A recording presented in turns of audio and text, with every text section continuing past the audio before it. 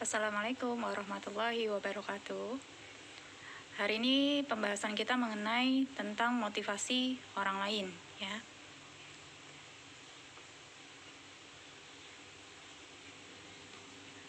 Istilah motivasi ini bisa dilihat ya, secara etimologi berarti adalah menurut Latin motiv, sedangkan menurut bahasa Inggris adalah motif, yang berarti adalah dorongan atau suatu gerakan atau menggerakkan. Kalau ini pengertian dari motivasi menurut beberapa para ahli, mungkin dapat dibaca sendiri.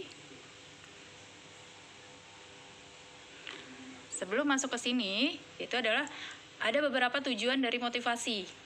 Sebenarnya tujuan dari motivasi ini berkaitan dengan pemahaman motivasi individu yang tidak dapat dipisahkan dari motif individu sendiri itu sendiri, ya.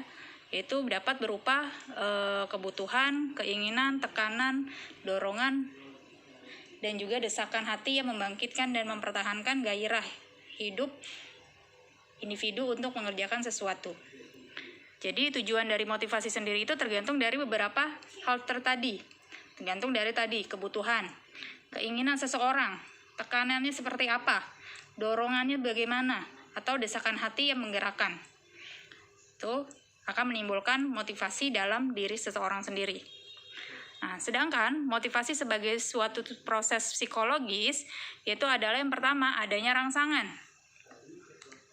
Rangsangan itu membuat seseorang bergerak atau mempunyai dorongan. Nah, di sini ada dua dorongan, yaitu adalah faktor intrinsik dan juga faktor ekstrinsiknya.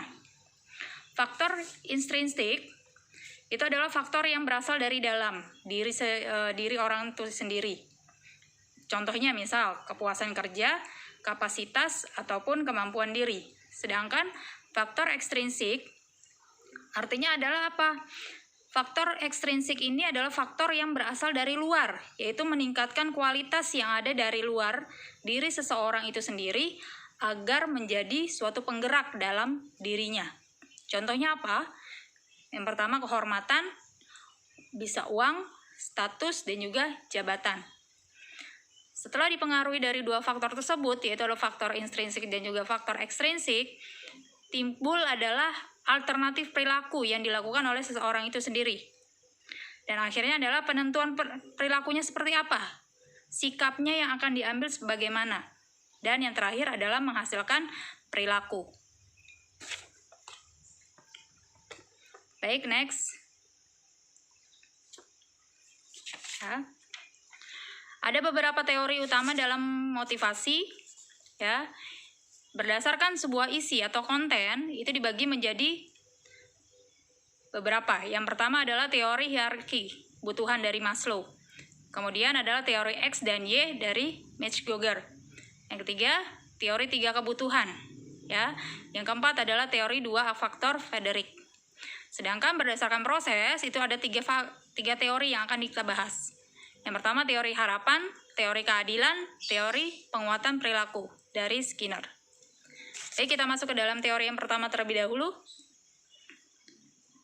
Teori hierarki kebutuhan Maslow yang biasa mungkin kita sudah sangat familiar dengan teori ini, ya. Ini adalah sebuah teori dalam motivasi yang berhubungan dengan suatu kebutuhan dari manusia. Nah, kedua, yaitu adalah kebutuhan manusia tersebut memiliki beberapa tingkatan yang disebut dengan hierarki kebutuhan atau diagram.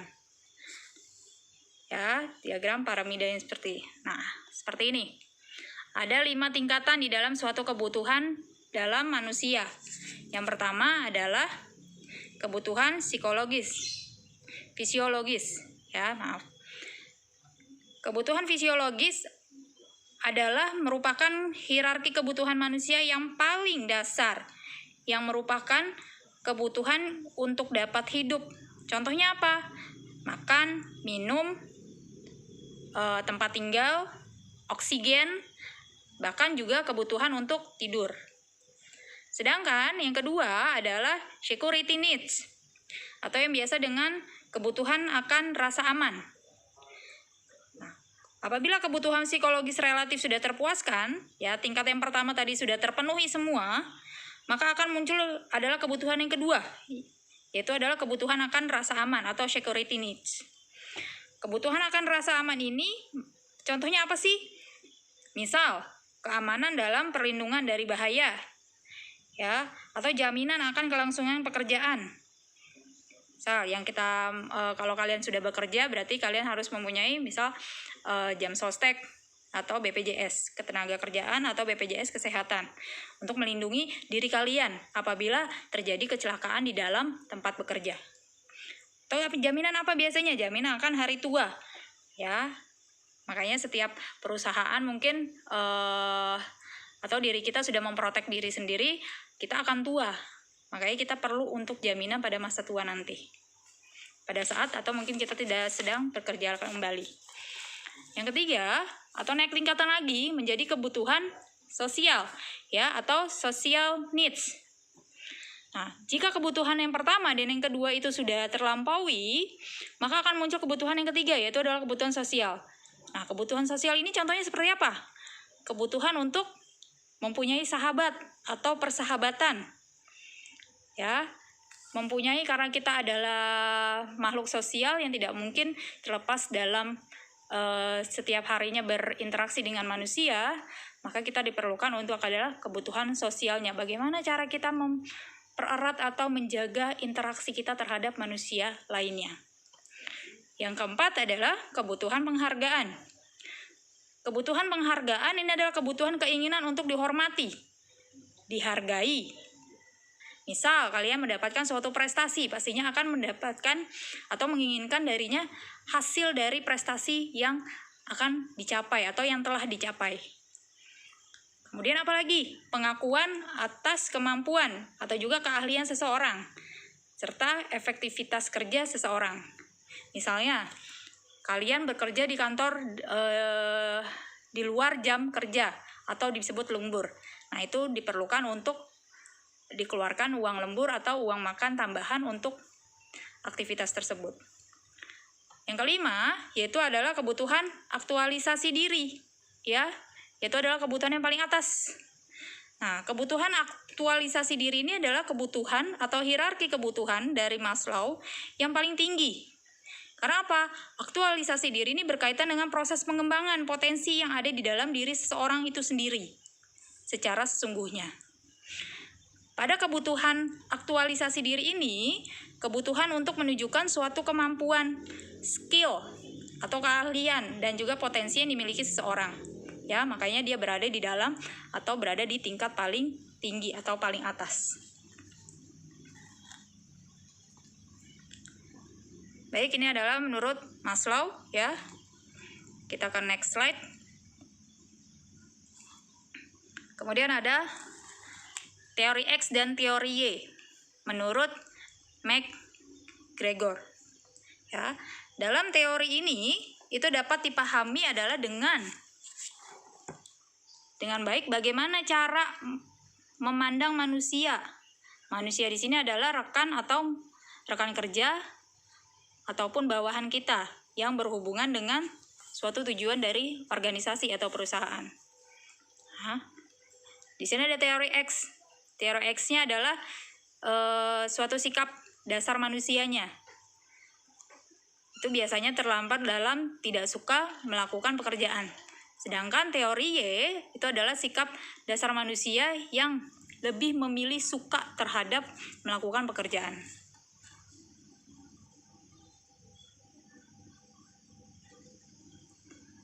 Ini beberapa pandangan teori X menurut beberapa ahli, ya. Di sini adalah menurut Rekso Hardy Projo dan juga Hani Handoko, ya, mungkin dapat dipahami. Sedangkan ini menurut teori Y-nya. Tadi teori X, sekarang teori Y. Ya, dapat dibaca sendiri. Ini adalah contohnya, ya. Bagaimana contoh dari karyawan di dalam teori X dan karyawan di dalam teori Y. Yang tadi di dalam teori X itu adalah karyawan yang tidak suka terhadap suatu pekerjaan. Contohnya apa? Malas dalam bekerja dan kurang bermotivasi. Malas apabila dipanggil oleh atasan. Malas apabila diberitahu atau oleh atasannya. Kemudian malas apabila ketika diberi contoh cara bekerja yang benar dan baik, dan contoh lainnya.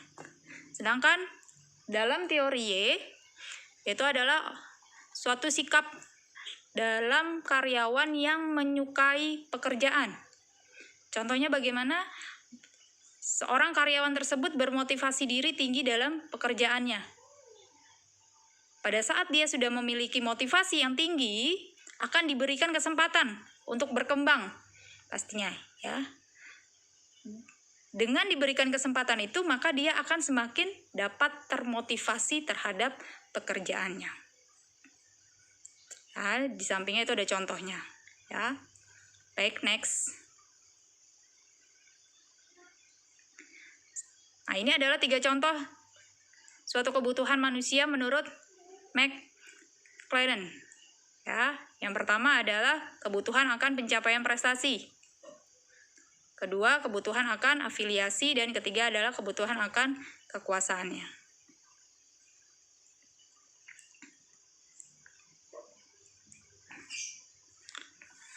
Baik, kita lanjut ke dalam teori 2 faktor ini, ya. Teori dalam 2 faktor ini disebut dengan teori M dan teori H. M-nya adalah motivator, sedangkan H-nya adalah higien. Ya. Dalam teori ini adalah bagaimana seorang manajer dapat mengendalikan faktor-faktor yang ada yang dapat menghasilkan kepuasan kerja atau ketidakpuasan kerja. Makanya di sini ada 2 pandangan atau 2 faktor, yaitu M dan H. Jelasannya,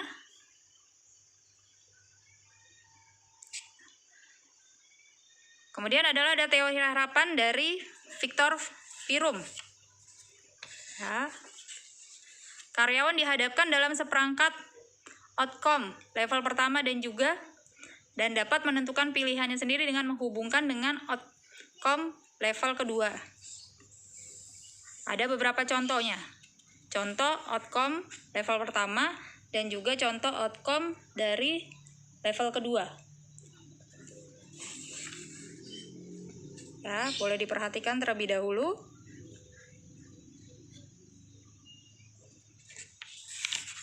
Contohnya,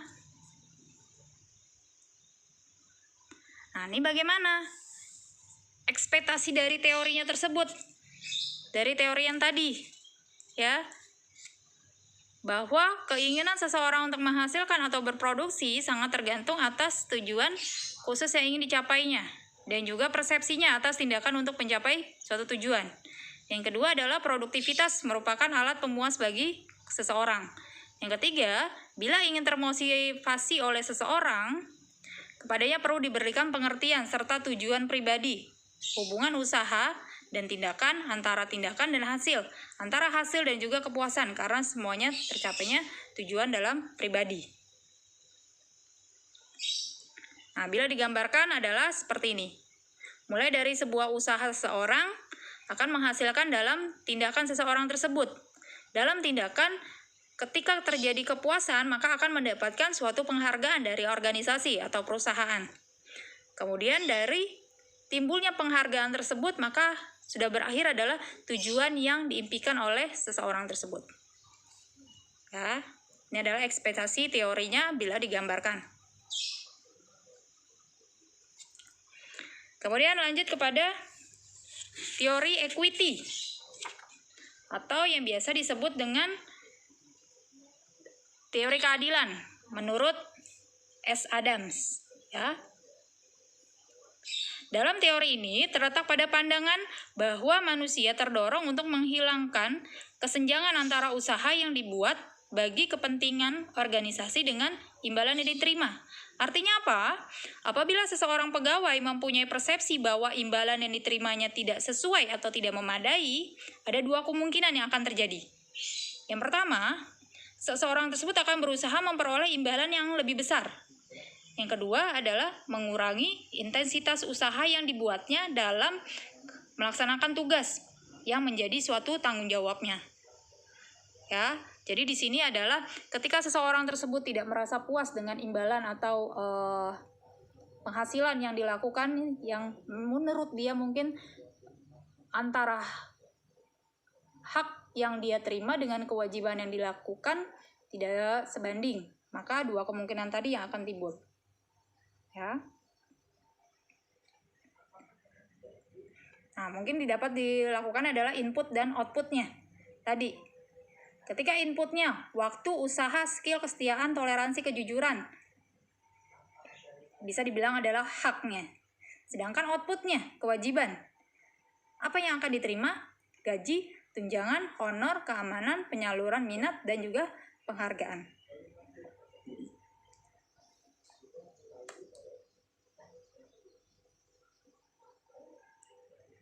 Kemudian adalah ada penguatan perilaku ya, menurut Skinner. Baik, adanya hubungan sebab akibat antara kompensasi yang diberikan dengan kemunculan perilaku yang diharapkan. Nah, ini adalah penguatan ada positif dan juga ada penguatan negatif. Untuk penguatan positif, bertambahnya frekuensi perilaku jika dilakukan penguatan positif. Nah, jika adalah penguatan negatif adalah bertambahnya frekuensi perilaku jika dilakukan penghilangan atau penguatan negatifnya. Ya.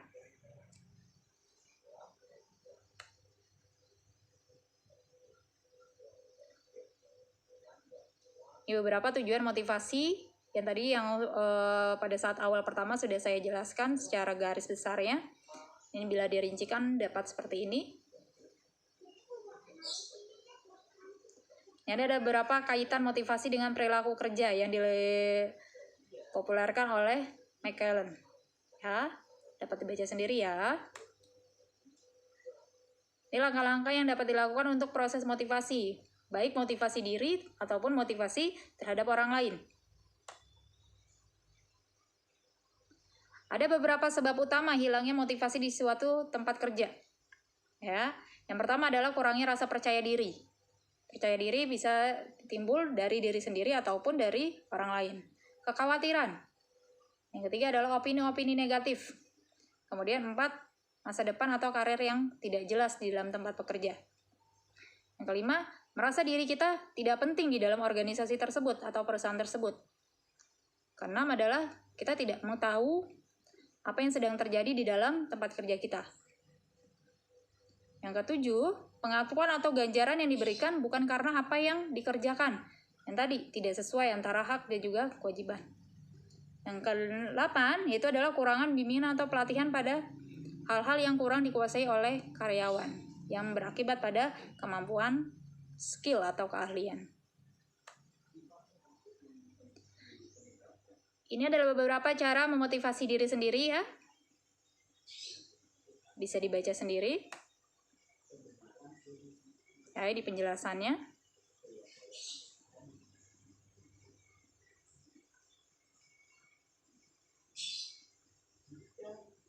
Baik, terima kasih. Silakan terlebih dahulu kalian download untuk materinya di dalam Google Classroom, kemudian pelajari secara mandiri. Ya, terima kasih telah menyimak video penjelasan untuk materi pada minggu ini. Saya undur pamit. Wassalamualaikum warahmatullahi wabarakatuh.